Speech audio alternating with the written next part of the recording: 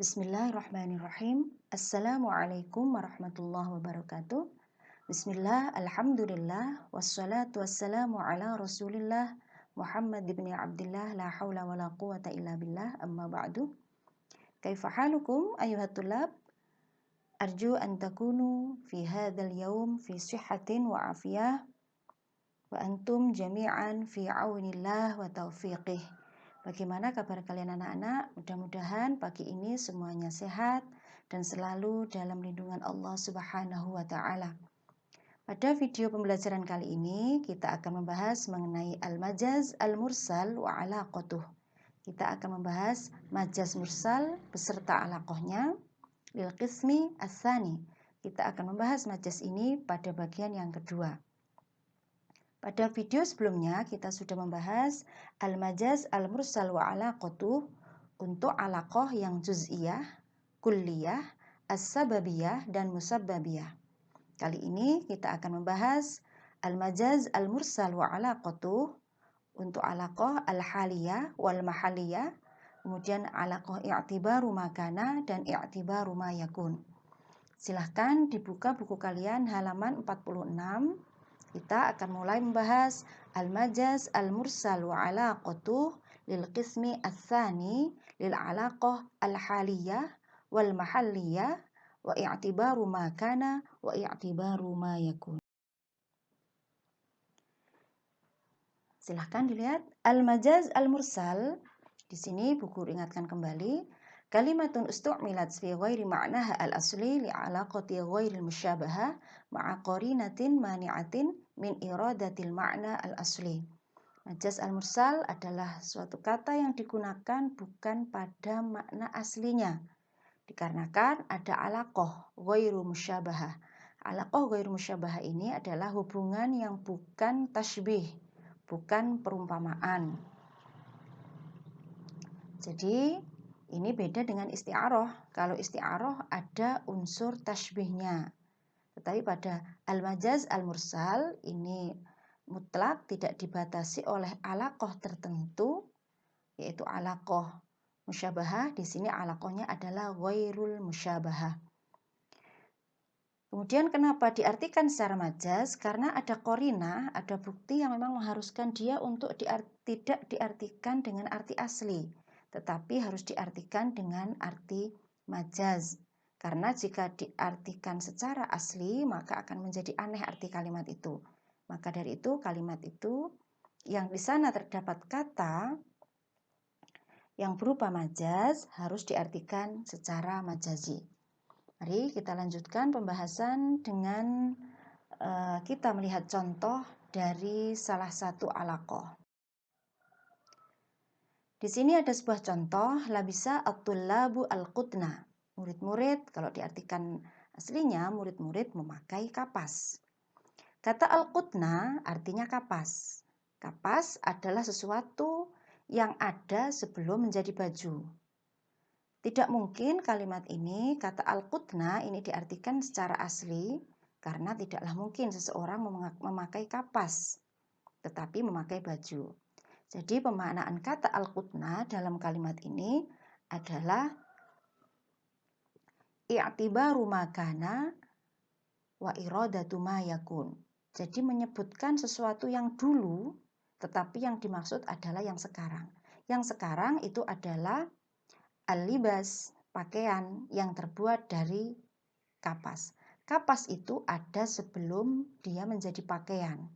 Yang disebutkan dalam kalimat ini adalah yang dulu, yaitu kata kapasnya. Padahal yang dimaksud adalah pakaian itu sendiri.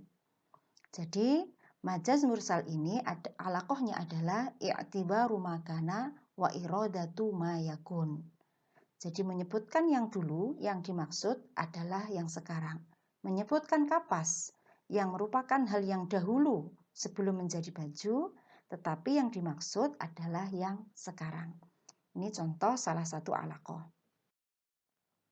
Silahkan buku ingatkan kembali, ini adalah alaqah majaz mursal. Ada 8 alaqah yang bisa dikatakan saling berpasangan. Al-juz'iyah dan kulliyah, dzikrul juz'i wa iradatul kulli, menyebutkan yang sebagian yang dimaksud semuanya. dzikrul kulli wa iradatul juz'i, menyebutkan semuanya yang dimaksud sebagian, dan seterusnya. Kita hari ini akan membahas 4 alaqah yang tersisa, yaitu al-haliyah dan al-mahalliyah, kemudian i'tibaru makana dan i'tibaru ma yakun. Al-haliyah dzikrul hal wa iradatul mahal, sedangkan yang al-mahalliyah dzikrul mahal wa iradatul hal, mereka saling berbalik. Kemudian i'tibaru makana dzikru makana wa iradatu ma yakun, sementara yang kedua i'tibaru ma yakun adalah dzikru ma yakun wa iradatu makana. Untuk lebih lanjut silahkan dilihat penjabaran dari alaqah berikut ini. Ini yang disertai dengan arti yang berwarna biru yang atas, ini sudah kita bahas, juz'iyah, kulliyah, as-sababiyah, dan musabbabiyah. Kita akan membahas majaz al-mursal dengan alaqah al-haliyah wal mahalliyah, i'tibaru makana, dan i'tibaru ma yakun. Mari kita membahas contoh untuk lebih memperjelas pemahaman kita mengenai al-majaz al-mursal dengan 4 alaqah, yaitu al-haliyah, al-mahalliyah, i'tibaru makana, dan i'tibaru ma yakun. Bu Guru ingatkan kembali, untuk penamaan pada majaz mursal ini, penamaan alaqahnya adalah jika di situ misalnya ada haliyah dan mahalliyah, maka jika dinamakan haliyah berarti dzikrul hal, menyebutkan yang disebutkan di dalam penamaan itu, tapi yang dimaksud adalah kebalikannya. Jadi misalnya kalau pembahasan yang lalu ada juz'iyah, berarti dzikrul juz wa iradatul kul, karena juz'iyah pasangannya adalah dengan kulliyah. Selanjutnya ini adalah alaqah 4 yang tersisa, yaitu alaqah haliyah. Kita akan belajar contoh alaqah haliyah. Haliyah berarti dzikrul hal wa iradatul mahal. Dzikrul hal menyebutkan keadaan, wa iradatul mahal tetapi yang dimaksud adalah tempat dari keadaan tersebut. Di sini ada sebuah contoh, innal abrara lafi na'im. Kata na'im yang bercetak hijau itu adalah yang dimaksud, yang kita artikan secara majaz. Alaqahnya adalah haliyah. Bagaimana penjelasannya? Arti dari kalimat ini adalah sesungguhnya orang-orang yang baik berada dalam kenikmatan. Berada itu berarti menggambarkan kita ada di suatu tempat. Tapi di sini dalam ayat ini disebutkan kenikmatan. Arti kata na'im di sini menggambarkan keadaan, bukan menggambarkan sebuah tempat. Yang dimaksud dalam kalimat ini sesungguhnya adalah al-mahal. Yang disebutkan al-hal, yaitu kata na'im, itu hal, yaitu keadaan yang membahagiakan. Tapi yang dimaksud adalah di sini makanun na'im, tempat di mana ada kebahagiaan tersebut. Jadi dzikrul hal wa iradatul mahal, menyebutkan keadaannya tapi yang dimaksud adalah tempat dari keadaan tersebut, yaitu al-jannah. Kemudian contoh yang kedua ini kurang lebih hampir sama juga. Fa fi rahmatillah hum fiha khalidun, dan di dalam rahmat Allah mereka kekal di dalamnya. Kata rahmat ini adalah menggambarkan sebuah keadaan yang menyenangkan.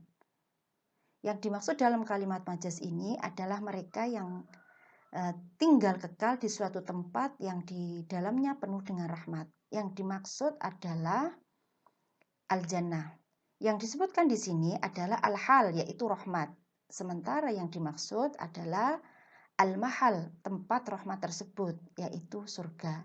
Jadi kesimpulannya dalam alaqah haliyah ini, dzikrul hal wa iradatul mahal, menyebutkan keadaan, tetapi aslinya yang dimaksud adalah tempat di mana keadaan tersebut berlangsung. Kita lanjutkan pada alaqah yang berikutnya. Alaqah berikutnya adalah alaqah mahalliyah. Ini kebalikan dari haliyah. Alaqah mahalliyah, dzikrul mahal wa iradatul hal, menyebutkan tempat atau mahal tapi yang dimaksud adalah hal, keadaannya. Di Di sini ada sebuah contoh, was'alil qaryatallati kunna fiha. Kata al-qaryah yang bercetak merah itu adalah yang dimaksud dalam bahasan ini.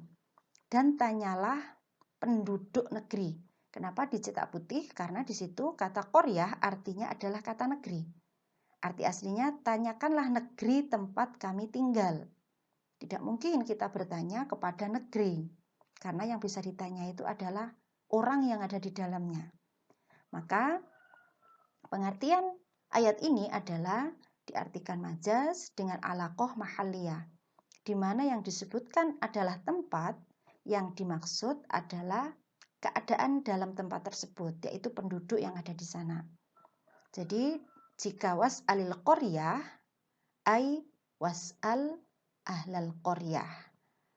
Jadi bukan menanyakan kepada qaryah tetapi kepada ahlul qaryah, yaitu ma fil qaryah, sesuatu yang ada di dalam tempat tersebut atau qaryah tersebut, yaitu penduduknya. Jadi ini alaqahnya bernama alaqah mahalliyah, yaitu menyebutkan tempat, tetapi yang dimaksud adalah keadaan yang ada di dalam tempat tersebut.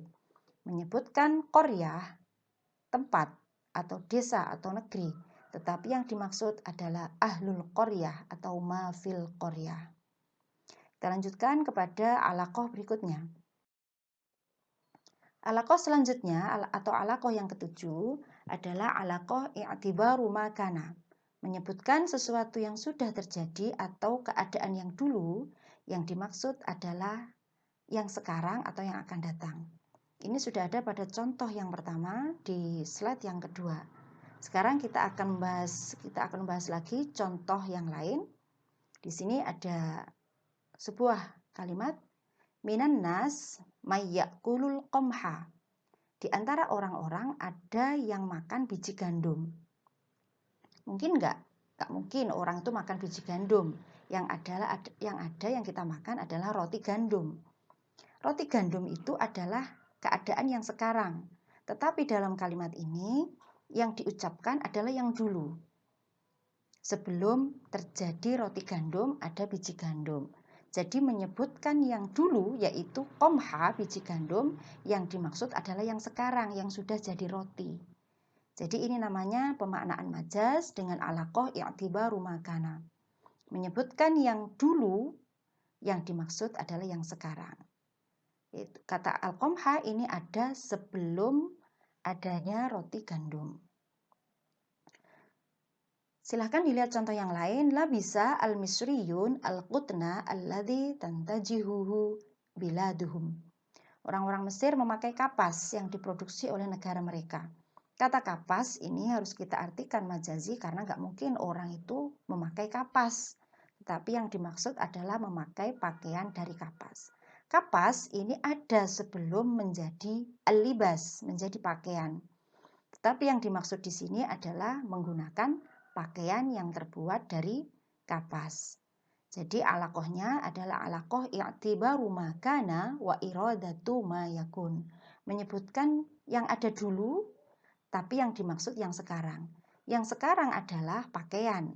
Tetapi yang disebutkan dalam kalimat ini adalah sesuatu yang ada sebelum pakaian, yaitu kata kapas. Ini i'tibaru ma kana.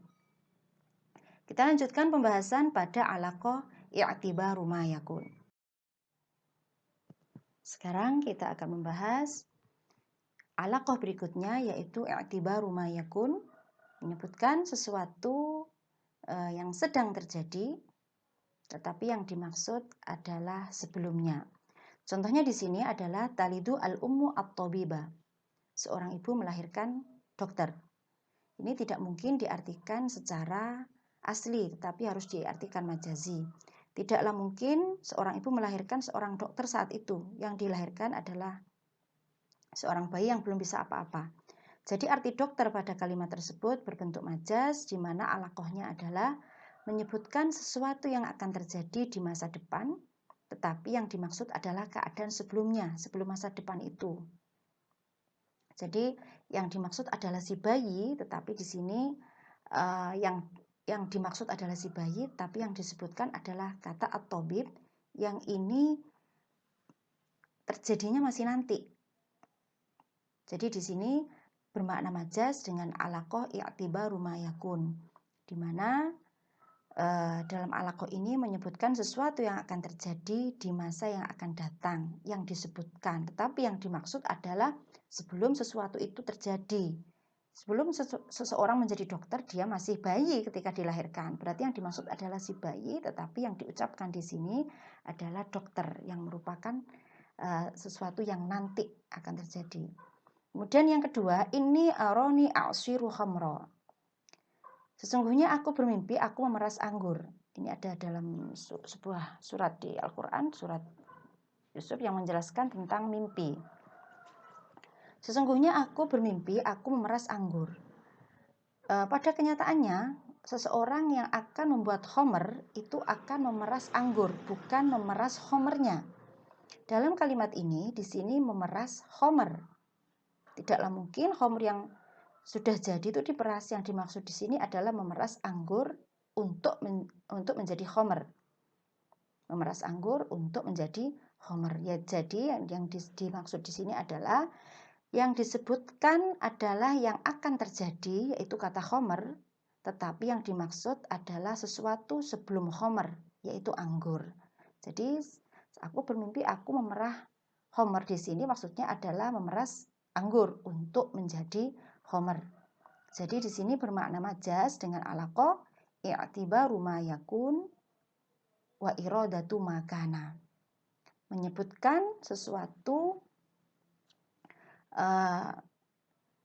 yang sedang terjadi, tetapi sebenarnya yang dimaksud adalah sesuatu yang sebelum sesuatu itu terjadi.